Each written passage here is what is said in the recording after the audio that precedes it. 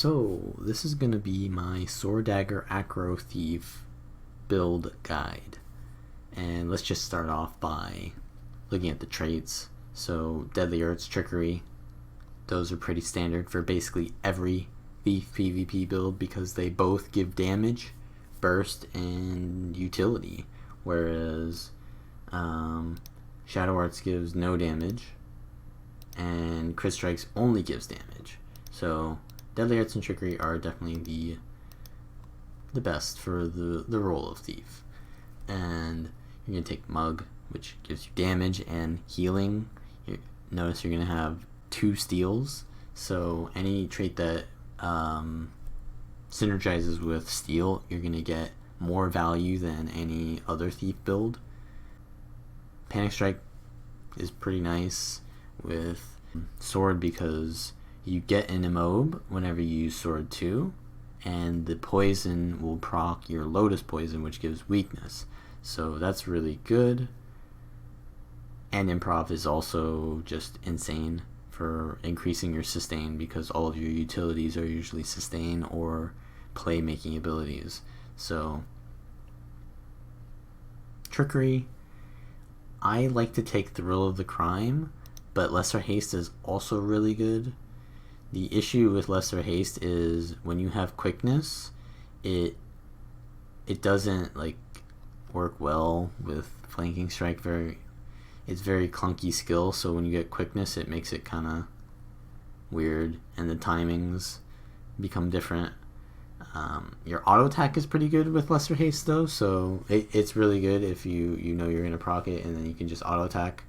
But generally, I feel like Lesser Haste is better on DP because it's more burst and aggressive at one time, whereas SD is more about DPS and sustain fights. So the Fury Uptime I feel is better, and the extra boons that you get. So if you have more boons like Swiftness, like this gives you Swiftness, but this gives you like Perma Swiftness because you have 2 steals, right? So this synergizes with Steel more because you have 2 of them, and this is a kind of long cooldown that doesn't get recharged by improvisation. So yeah, you can go for it, but I like Thrill because I'm also gonna be testing out Enhancement Sigil, so the extra boons on me is gonna give me more damage, and these just kind of give me like filler boons. And Bountiful Theft, I've already gone over how amazing this skill is, or this trait is, but I'll just do a quick little recap. It prioritizes stability, Aegis, and protection, and what that means is because it steals 3 boons, it will always steal one of those boons if they have it, and that's really nice because those are defensive boons and it allows you to get through people's defenses and do the role of Thief effectively. And it gives you Vigor, which is nice, but it's not a big deal because you're going to be Acro, which means you have Perma Vigor anyways. But sharing boons to your allies and all that stuff isn't that big of a deal, but if you want to see a little bit more on how that works, I did a little bit of a commentary on how that works in my Dagger Pistol guide. So there's that. You would never take Trickster, even though it's a pretty good trait, because the role of Thief is to focus targets and remove their boons and remove defenses. Lead attacks gives you just more damage when you've precasted abilities. You don't really precast like you do on Dagger Pistol because Dagger Pistol has like the stealth combo that you precast.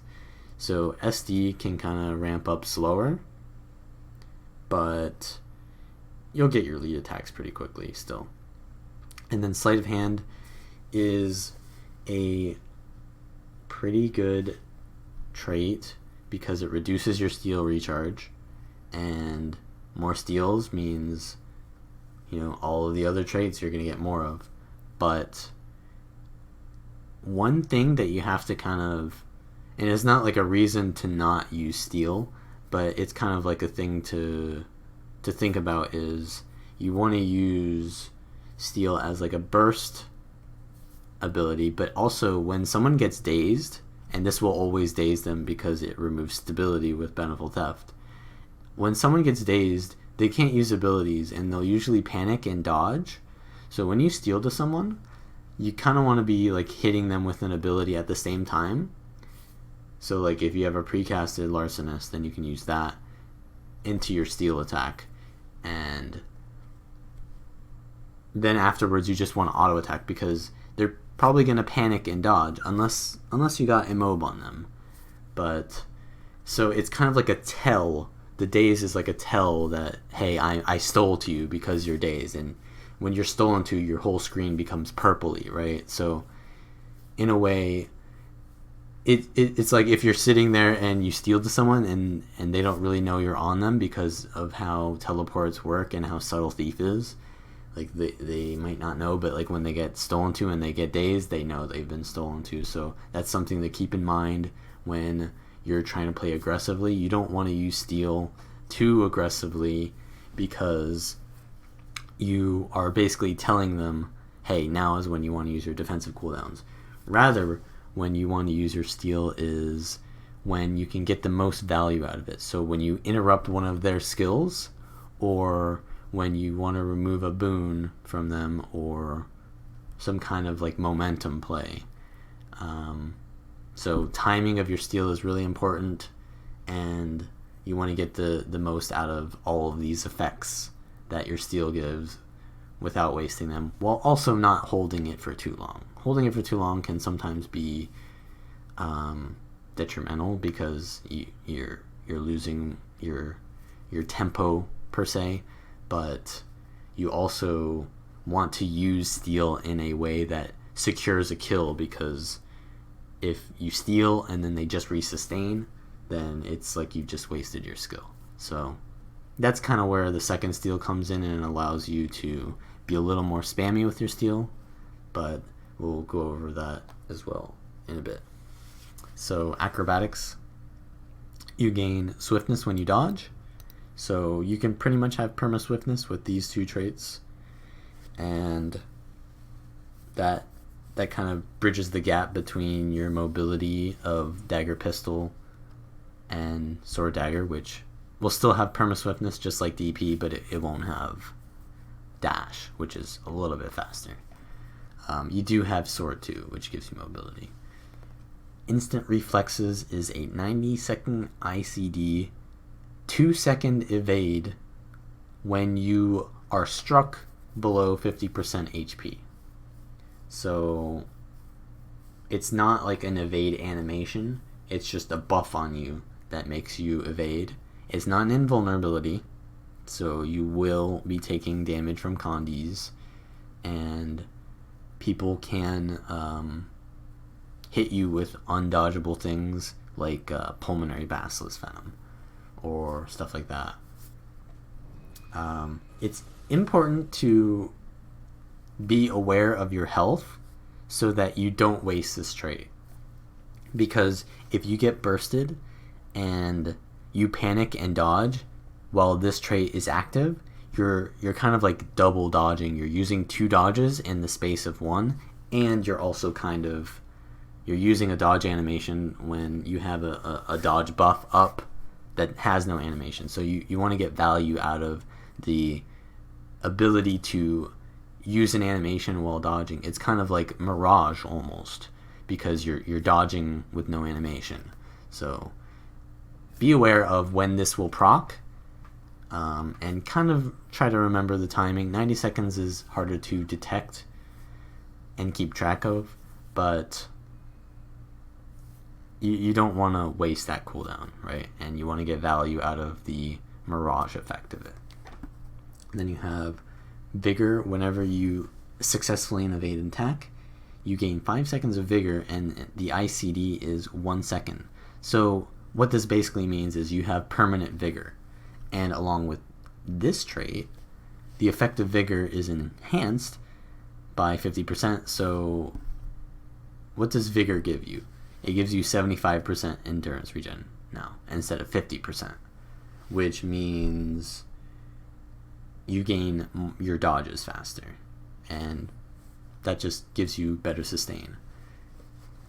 Now, Swindler's Equilibrium is one of the key abilities or traits of Sword Dagger Thief, and it gives you 10% more damage while you have your sword on, and when you successfully evade an attack while wielding the sword, so this trait only affects sword, it will reduce the recharge of your steel by 50%.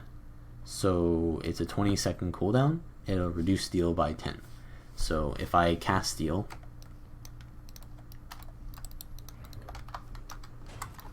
(20 seconds, 18, whatever point that it is in the skill, it will minus it by 10 seconds. So if it's at 12 seconds, it'll go down to 2.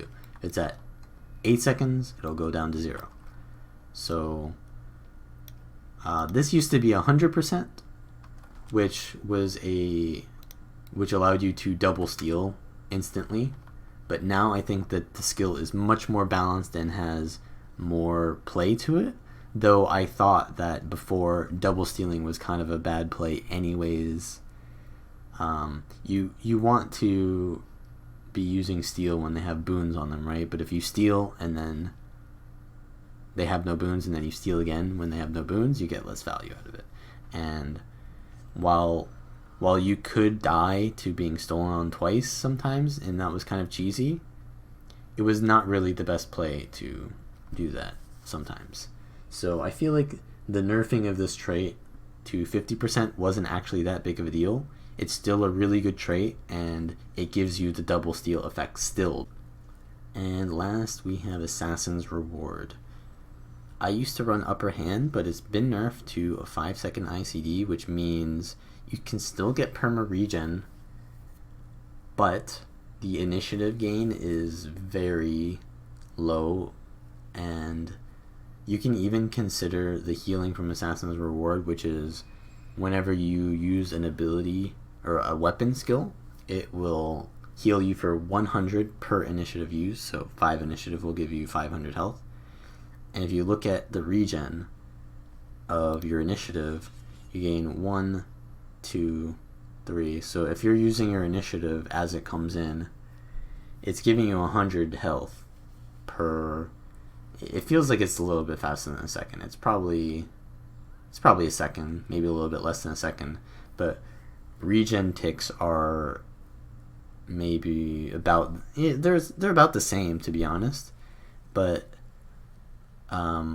Assassin's Reward is a unique buff, and what that means is if you already have regen on you from, say, like you stole regen or your teammates gave you regen, then Assassin's Reward will give you healing on top of the regen.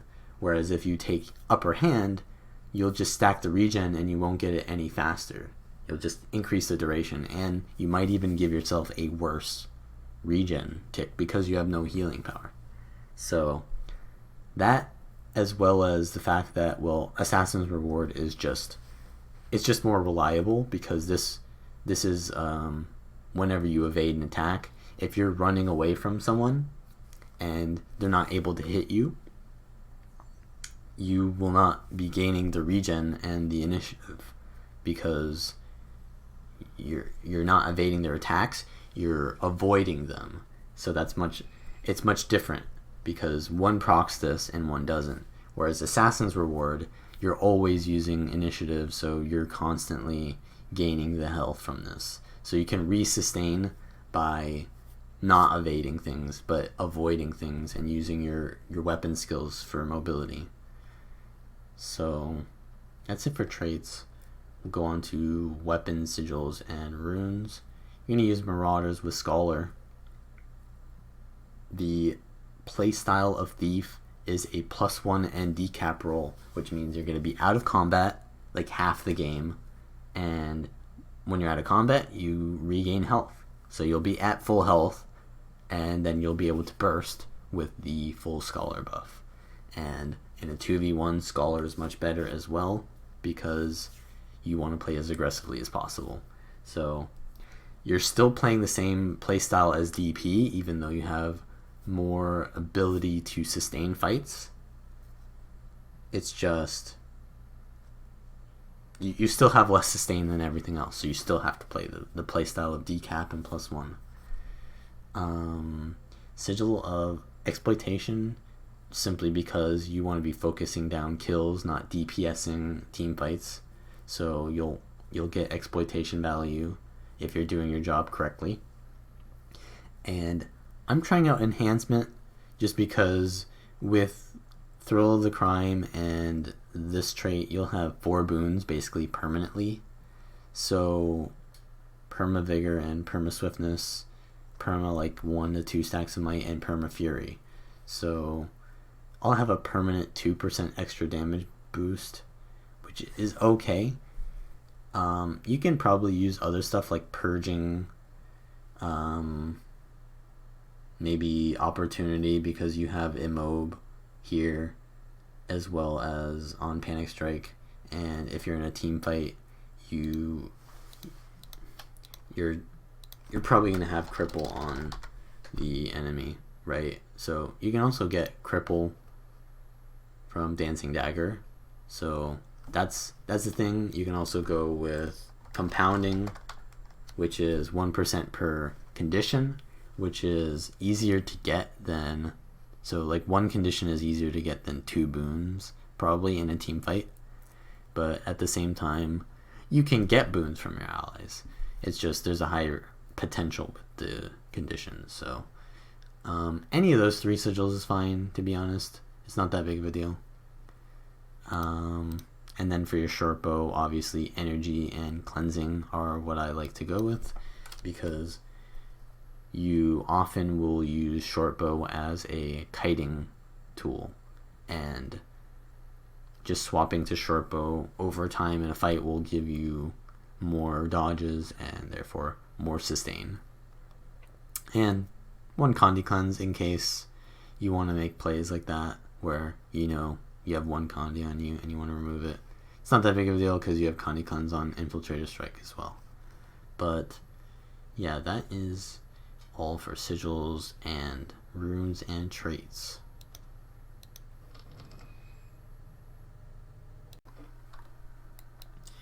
So the Sword Dagger weapon set is really strong for the role of poking targets and sticking to them while also being evasive and keeping your sustain up. So we'll look at the first ability here, is the auto attack chain.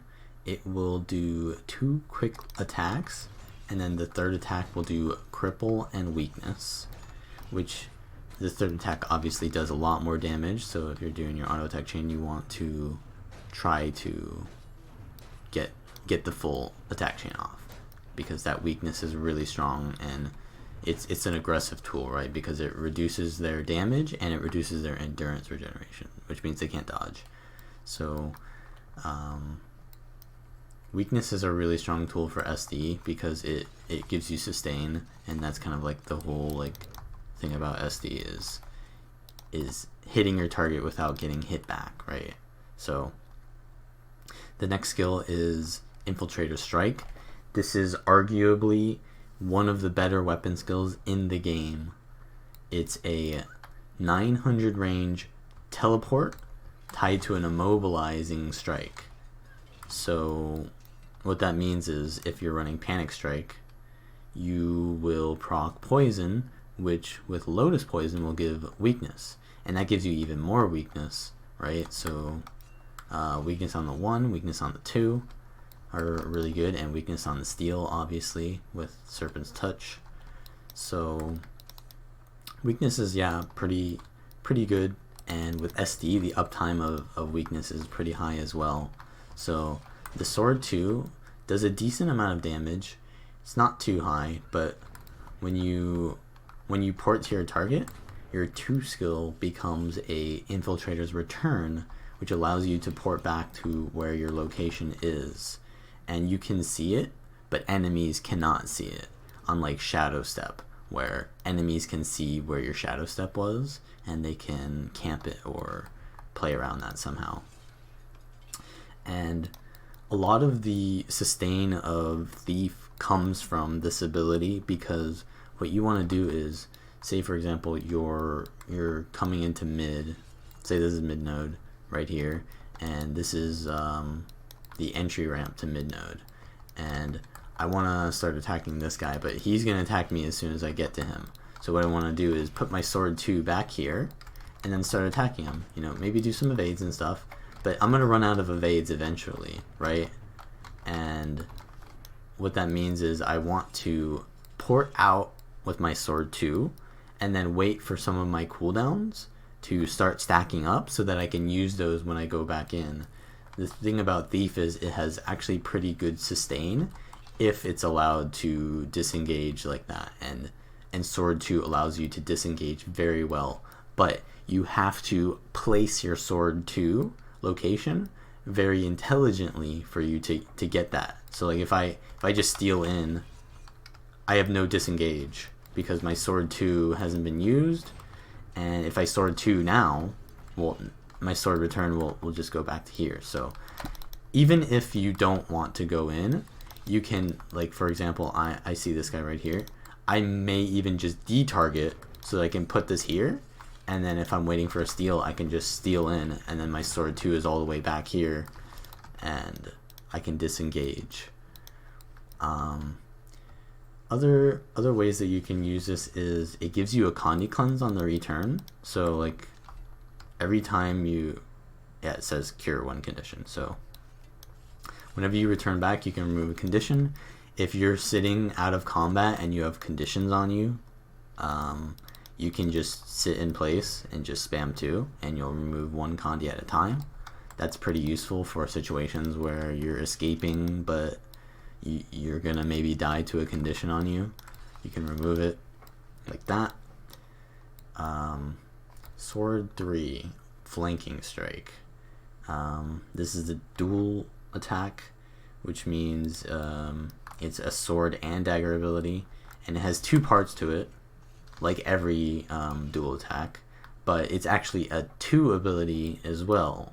So most dual attacks are just like you click it once and it'll do the main hand and the offhand effect in succession, but Flanking Strike is the first part, and then Larcenous Strike is the second part.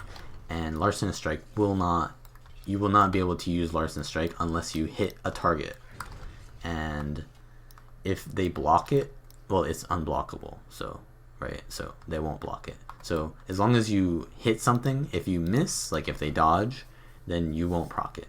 And if you just use it like that and you don't get anywhere near anyone, then you won't proc Larcenous. And it's a 1/2 second evade.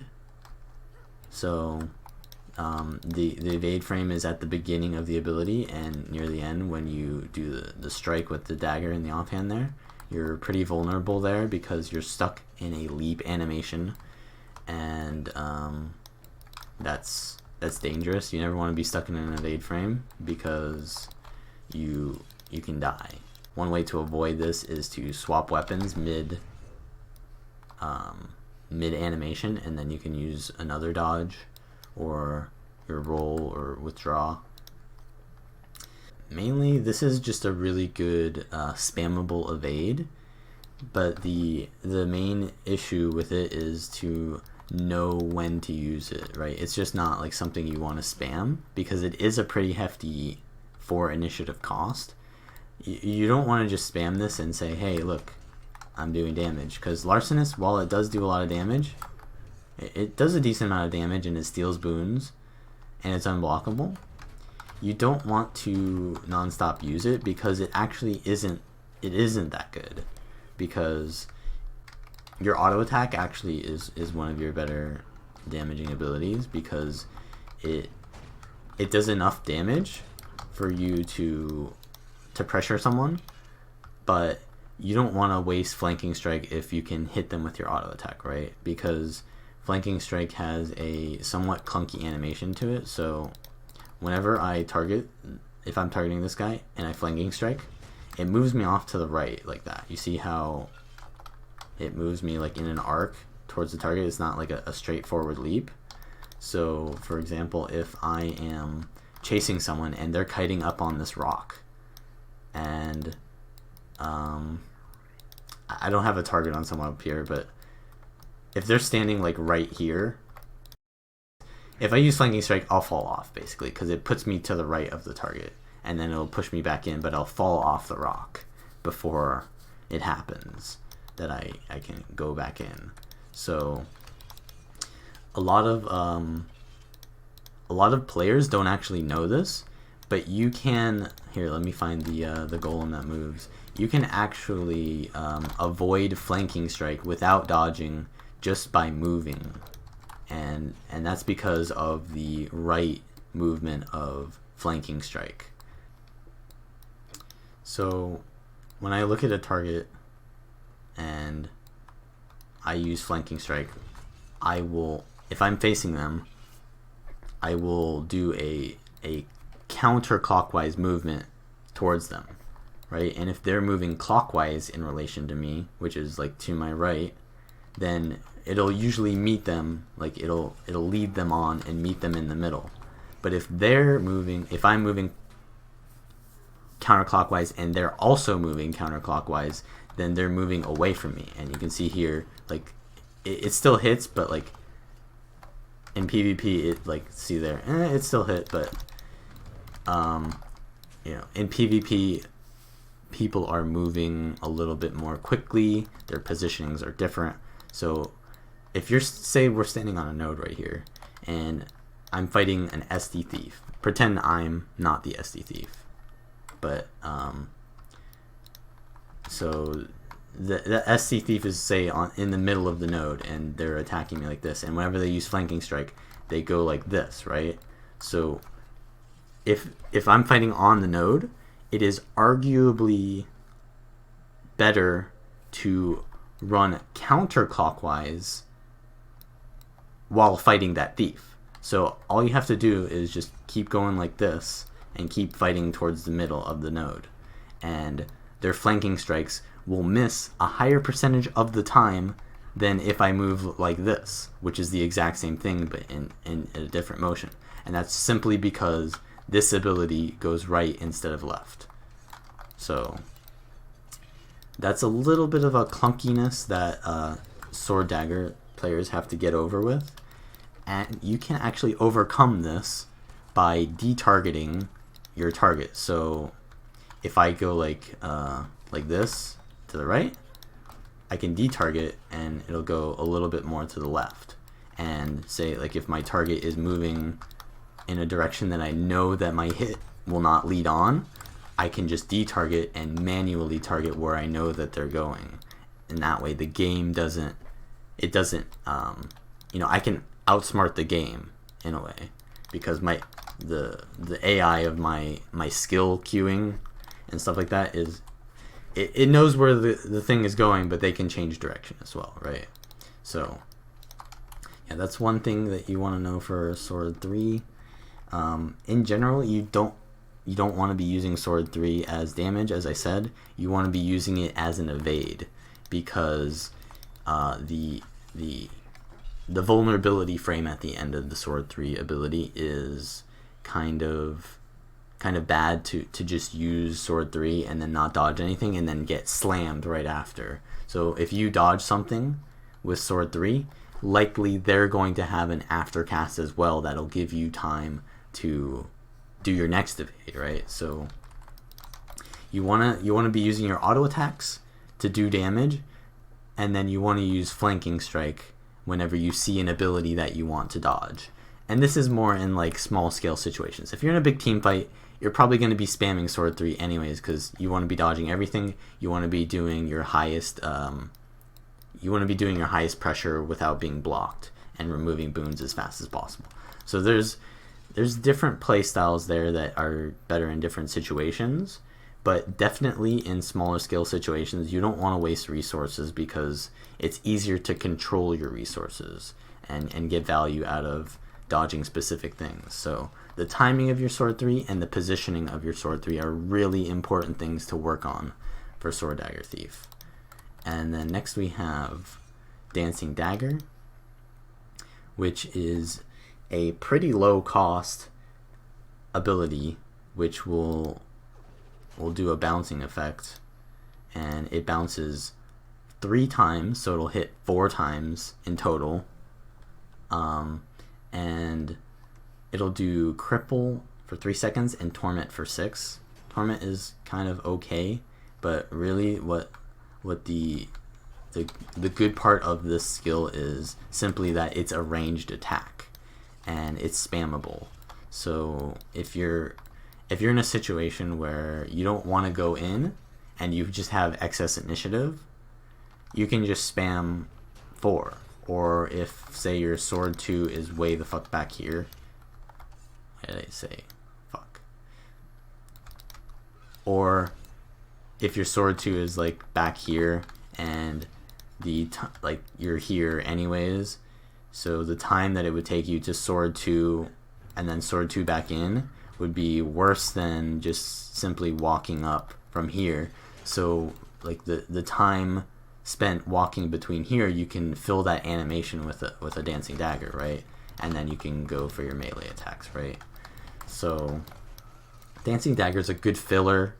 It's a good gap closer because of the cripple, and it's also really good for downstate bodies, because if you have one person rezzing another, then you have the perfect number of bounces hitting the same target, because if it's 3 people, then it's splitting the damage up so much that it's not like doing enough focus damage. But when there's only 2 people there, it hits them the maximum amount of times, because you get bounces, but you also get single target pressure. And that's really good for rangers as well, because rangers are always next to their pet, and the pet will proc the bounce for you. Then we move on to Cloak and Dagger, which is 5 initiative, which has been lowered from 6. So it's a pretty good skill now. It gives 5 vuln, and it gives you stealth when you land it. But it's a pretty clunky ability. It's half a second cast. Actually, it's not too bad. Flanking strike is about the same, but everything else is kind of like 1/4 cast time here. So Cloak and Dagger is arguably one of the clunkier abilities to use, and it has a really obvious animation to it. Like you put that dagger way out there. So people can play around it, and they'll dodge if they see you come up to them and try to do Cloak and Dagger. But Cloak and Dagger is a really good disengage tool, because if someone's pressuring you, they're already going to be on top of you, and you're going to be in range to do Cloak and Dagger. If you're being aggressive on someone and they want to kite you, Cloak and Dagger becomes less, I would say, easy to land, right? So Cloak and Dagger has a lot of uses to it and a lot of play to it. And it's also probably one of the higher damaging abilities now that Larcenist has been nerfed a little bit. Other than the auto attack pressure, if you do Cloak and Dagger, it gives 5 vuln, and then you can use Tactical Strike, which is your sneak attack. And what Tactical Strike does is it gives 10 vuln, so on top of the 5 vuln from Cloak and Dagger, you'll get another, so you get 15 vuln if you land Cloak and Dagger and Tactical Strike. And how Tactical Strike works is, if you attack them from the front, it blinds them, and if you backstab them with it, it'll daze them. And the daze is pretty decent. 2-second daze, that's pretty strong. That's longer than steel daze. So combined with steel, that can be a lot of CC and lockdown that you don't expect Sword Dagger to have, because normally DP Thief has a lot more interrupts, but this is also not really too easy to land. So usually most people will land it just from a steel Cloak and Dagger into Tactical Strike, and then at that point you can just auto attack with the Vuln.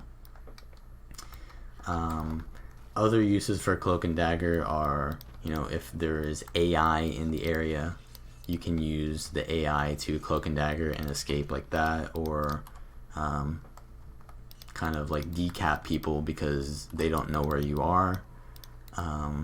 Cloak and Dagger is really good for stomping. when someone goes down, you cloak and dagger and stomp, and you always want to position the way that you're in down, like stomping them. So you want to do cloak and dagger and then move a little bit, then start your stomp, because people can like pre-cast things and kind of know where your position is before. So there's that. As far as like what you want to do when you're using the sword dagger weapon set, generally you start off, you go towards a node with the sword 2. My sword 2 is back here. I'm just pressuring. Say it's a +1, so I don't need to do too much damage because the enemy is going to be using a lot of their defensive cooldowns at the start anyways. I don't need to steal immediately. I'll use maybe my sword 3 and get the Larcenous strike ready, and then as soon as I see an opening, I'll steal with Larcenous, and that'll remove 5 boons, and that'll be a huge momentum swing for them. Maybe they'll be low on dodges, so I can get a cloak and dagger off and daze them with tactical strike. At this point, I've kind of like been talking for too long, but I should have recasted my sword 2 just in case I need an escape. The sword 2 duration is 15 seconds, by the way, so it lasts a pretty long time. It's longer than Shadow Step, is it? Yeah, Shadow Step is 10, so it's 15 seconds, so it's pretty long. It allows you to get in there and stay in there for long enough, but you can also see when it's about to run out, and you want to restart that. So go in, auto attack. Whenever you immob them, they're not going to be able to dodge, but they'll still be able to use blocks and stuff like that. And if they use their block, then you use sword 3 and then use sword 3 again. And if they're not blocking, or you're trying to bait out dodges or stuff like that,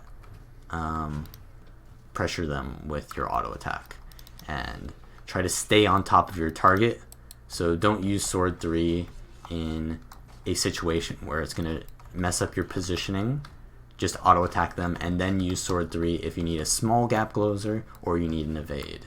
And that's pretty much how Sword Dagger, the weapon set playstyle, works. So for the utilities of SD Thief, you'll be taking Withdraw as your heal, Shadow Step, Signet of Agility, Roll for Initiative, or Signet of the Infiltrator, and Basilisk Venom. So Withdraw is pretty much the best heal skill you can take as core thief. You don't have the Daredevil heal, and Hide in Shadows is not a good skill to use while you're in combat. Withdraw is really good for using in combat because it's an evade, so you get value out of a dodge while you're also healing, so you don't have to use your heal skill and then dodge. You can use them at the same time. So in combat, what you want to do is you want to use your heal as a dodge and not as a heal, right? Because it only heals for 4,000 anyways, so if you've taken a little bit of damage, as long as you get value out of the heal and prevent some damage, it's good enough. So as far as wasting the dodge, you usually don't want to do that, but as long as you position your withdrawal in the right direction, you should be fine. So how you position it better is you use free camera, and you're able to move your camera quickly and get the right angles of your that you want to go in, but also because if you have free camera and your camera is unlocked, you can about face and dodge roll forwards, and this gives you a lot of aggressive potential as well, because it allows you to use your heal skill, which is normally a defensive skill, as a way to propel yourself forwards, which is, say if you're like chasing someone and they're running this way, you can heal to keep chasing them. And if you don't need your heal to heal, you can use it as a chasing tool. So that's really important to know how to use. Shadow Step is by far the best utility for thieves, and arguably one of the best utilities in the game. And what it is a 1200 range Shadow Step, which has no animation, so it can be tied with all other abilities. and it's a stun break. And when you port back, it's the exact same thing to the location that you started. So it stun breaks, and then it also clears 3 conditions.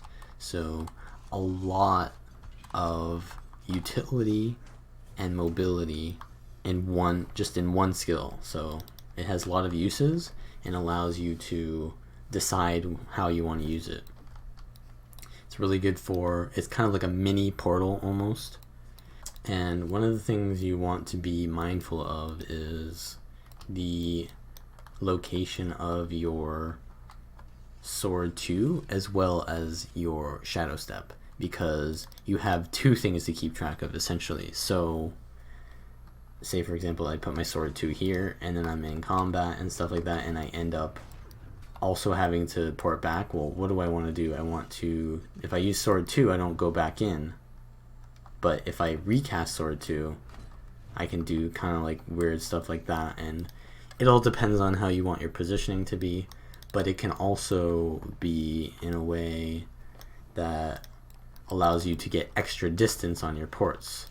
So for example, if I am, say I have my Sword 2 all the way over here, and then I Shadow Step from right here to over here, right? The ordering is super important, because if I use Sword 2 first, I'll be here, and then my Shadow Step return is right on top of me. So I need to do the ordering correctly in order to get max distance. So it would be something like use Sword 2 now, and then Shadow Step, right? And then you Shadow Step and then Sword 2, right? You have to remember your orderings and where your where you placed your return spots. And this is also important because you can do stuff like, say I put this here, and then I'm all the way over here, and I want to get over there, but I'm way out of range, so it's gonna put me like somewhere in the middle of where that is.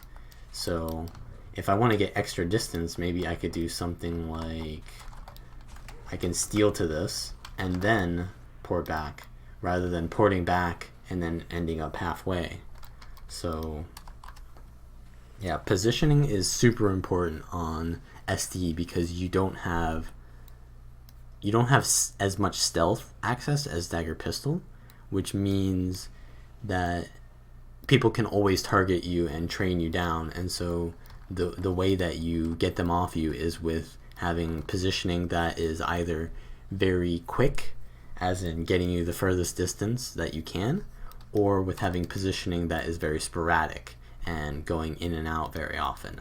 So that's one thing that Sword Dagger Thieves have to master, is your positioning, even more so than Dagger Pistol, because Dagger Pistol has the luxury of stealth, which even though they do need a lot of positioning as well, the stealth kind of gives them another level of safety that Sword Dagger doesn't have. So Sword Dagger has to use more positioning to make up for that. You want to have Signet of Agility because that is your Condi cleanse, and it gives you an extra dodge, and it gives your team support.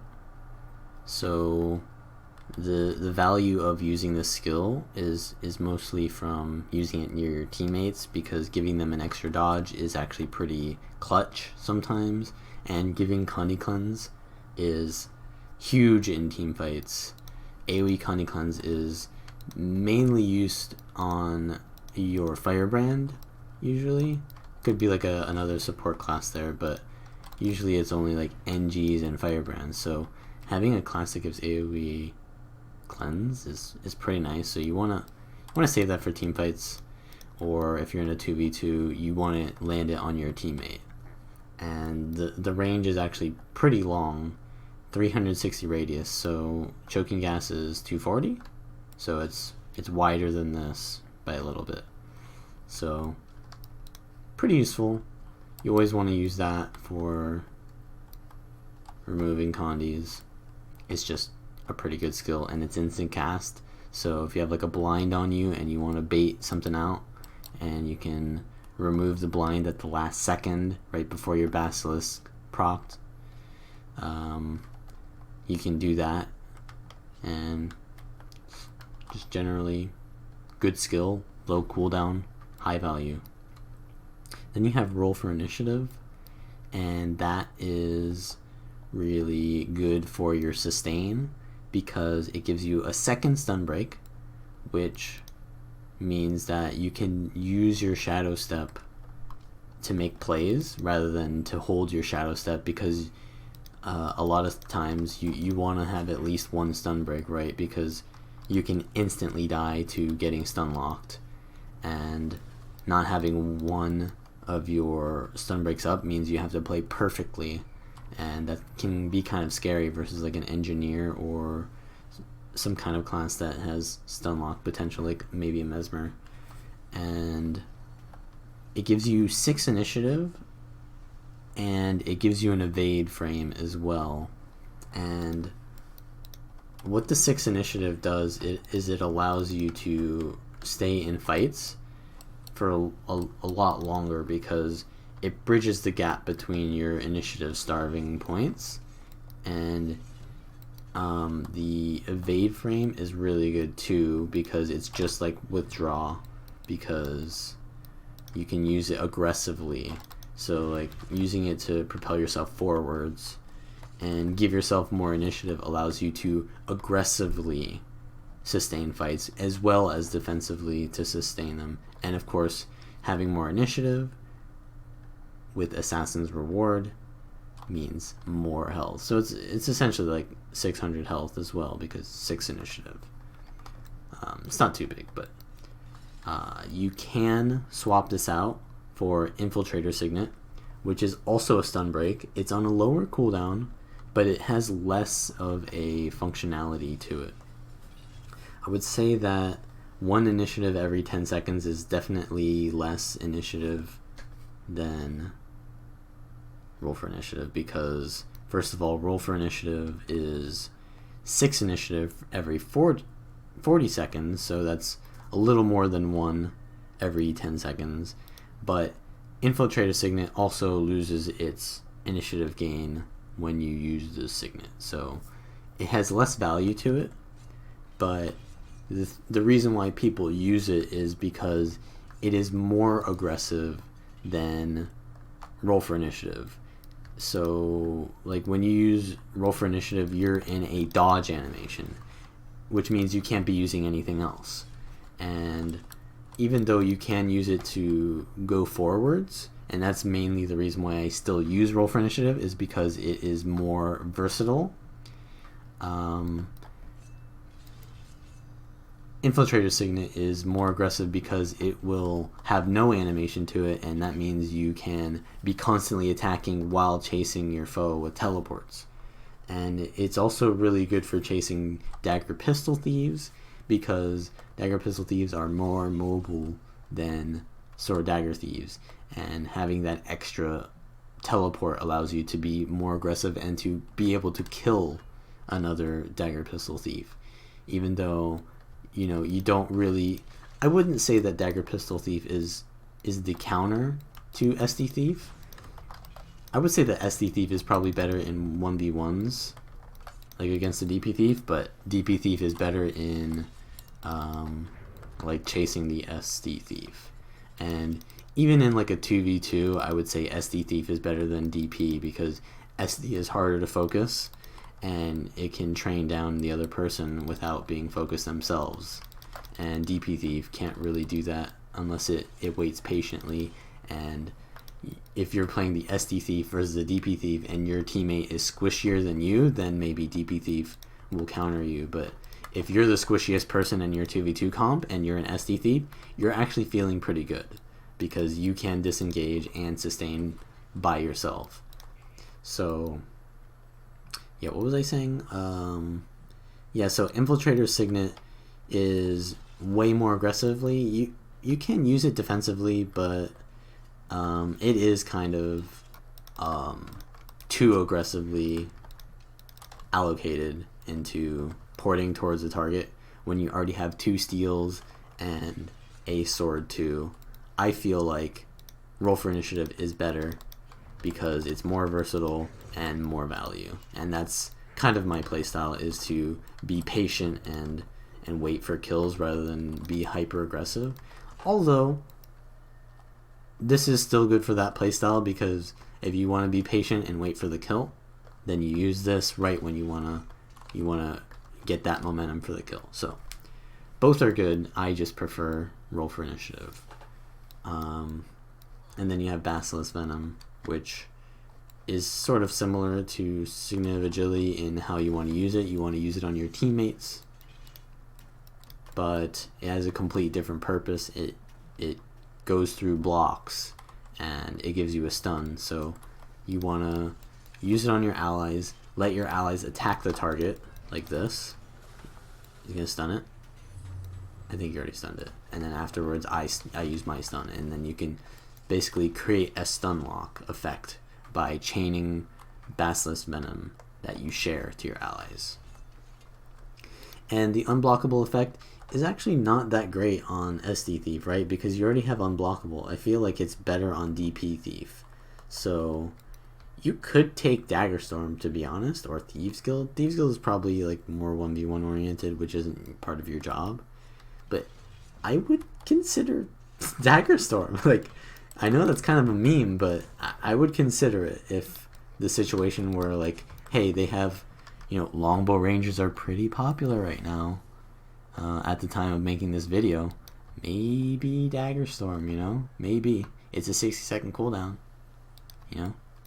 Just think about it. I'm not saying do it, just think about it.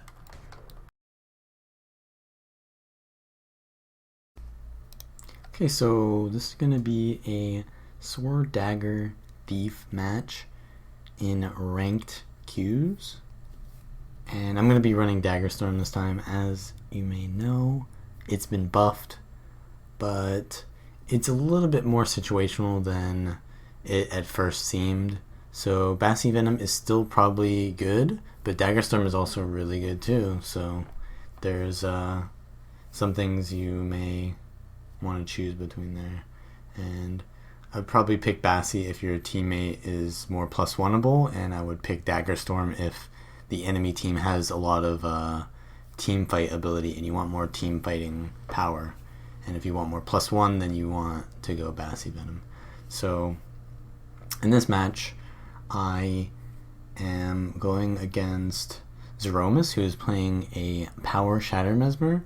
So it's going to be my job to pressure him as hard as I can so that he doesn't carry his team by farming mine.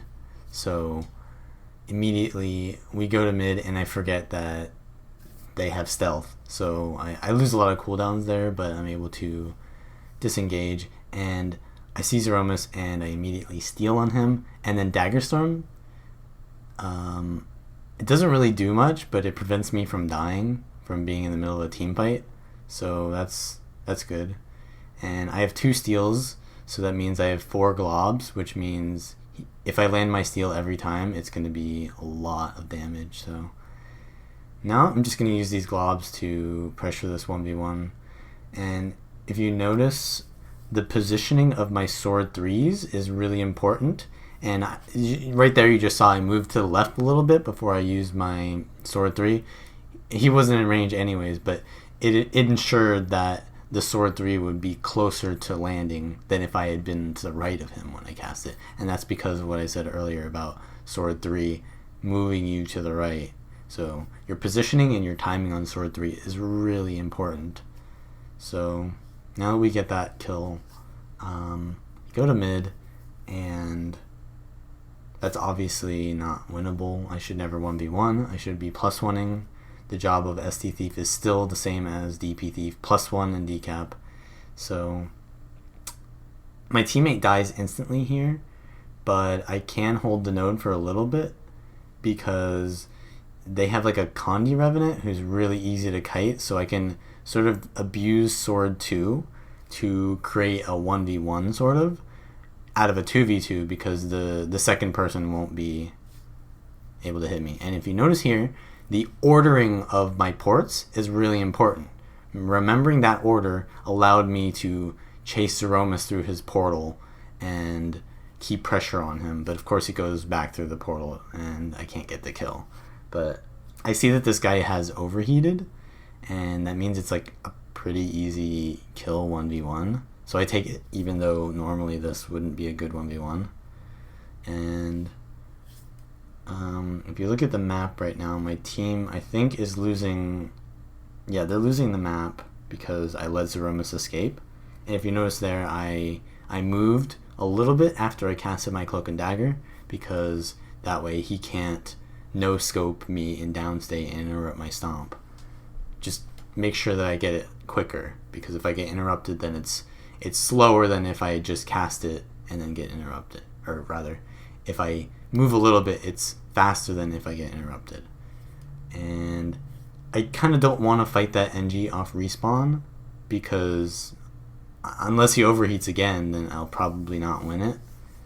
So I try to instead 1v1 a warrior, which is actually probably almost as bad of a matchup. It's almost as winnable, but I take this one instead because I'd rather be fighting for my home node, because I'm more likely to get reinforcements and therefore kind of make it like I'm +1ing the target, as opposed to going far where I'm more likely to get +1 myself where I don't excel.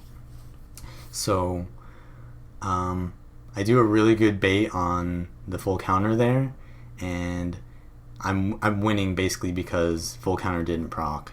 And I try to hold the node by using my Shadow Step there, and that was a really bad full counter because I was stunned and I couldn't even proc it. So he missed 2 full counters in a row, which means he's really far behind and I can get the kill because he lacks the sustain.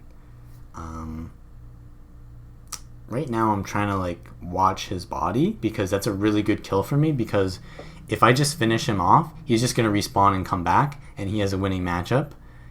So the longer I keep him in downstate, the more value I get off of winning an unfavored matchup. So me just sitting there and waiting for him to die like that and keeping watch on his body is really value for me. But getting the buff while doing that is even more value. So on this map, Thief is really good. And especially now that the warrior has to go back to home, I can +1 in the meantime. And we'll see if I respond to wherever the warrior goes off respawn. I don't think I do though. I'm just gonna +1 because that's where I excel, right? It was just kind of like a response to a bad situation when I took that 1v1. So yeah, we get that kill. That's really good for us. We have a scrapper on our team? That's kind of weird. And now that we got that kill 2v1, another person comes in and we're essentially like 2v3 because we have one on spawn and now we're in a 2v2. And here I'm probably going to use Dagger Storm to tank the node and just keep pressure up. The 4-second evade is amazing for 2v2s, and it allows us to, because the NG doesn't provide that much, he doesn't have that much presence because he's a scrapper. He's just kind of like tanky and he doesn't really focus my target. The Dagger Storm is really good there because it allows me to pressure while also being kind of invulnerable. So right here I'm standing in... I was trying to remove the Torment. That was like such a waste of initiative there. But I was also kind of like resetting my cooldowns while trying to clear Condis with my sword too.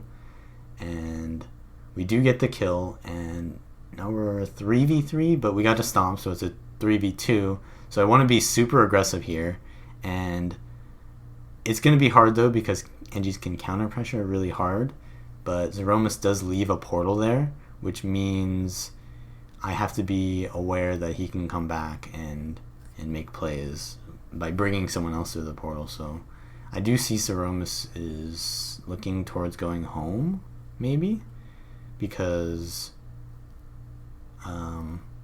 he thinks that I'm maybe going to decap him and he wants to protect that, but instead I go for the buff and Zeromus stays mid because of that. And so I'm going to go for the low target, which means we can kill the rest of Zeromus' team and then focus him, rather than try to kill a player that's good and him be able to survive because they know how to kite. And At this point, my teammate is dead, and trying to res him is kind of not worth it because we can die doing so. Yeah, they have NG and Power Mesmer Cleave, so it's not worth it. So I'm just going to counter pressure and hopefully get the kill here, which I do. And now at this point, our home... Yeah, we just need to win mid because like we're ahead by 200 points. So... Birds outside, by the way. Yeah, just focusing down targets here, pretty standard. I actually... Not sure if I landed that kill there. I tried to do a greedy kill there, but I think, yeah, I missed. So he gets the reset. At this point, we don't have any nodes, so we kind of want to have a node because we're so close to winning right now. And then he's going to focus me, which is fine. But I really should be leaving because the warrior is so tanky, and the scrapper is not going to be able to, like, he's just going to keep proccing the full counter, and he's going to be able to sustain because of it. So what I need to be doing right now is securing kills elsewhere. So yeah, I just immediately jump on Zeromus because that's a squishy target. Even though I'm not Dagger Pistol Thief, I'm still Thief, so I need to focus squishy targets. So yeah, I think I'm just fighting for node at this point because I don't want my team to wipe. But at the same time, it's kind of questionable where my team's damage is. The only reason I think we can get kills here is because they don't have any sustain or support classes. So it's kind of based on my playability here. My team is doing pretty well. They have support, but the enemy doesn't. So that's kind of why I don't want to be here, is because they don't have a potential of getting kills, but they do have potential of surviving. So even if I do get kills, and then like now our Revenant is dead and our Mesmer is dead, so it's kind of like, well, I can just decap at this point. So I see the Rev is respawning, but I don't want to 1v1 that. Because, like I said, we're close to winning.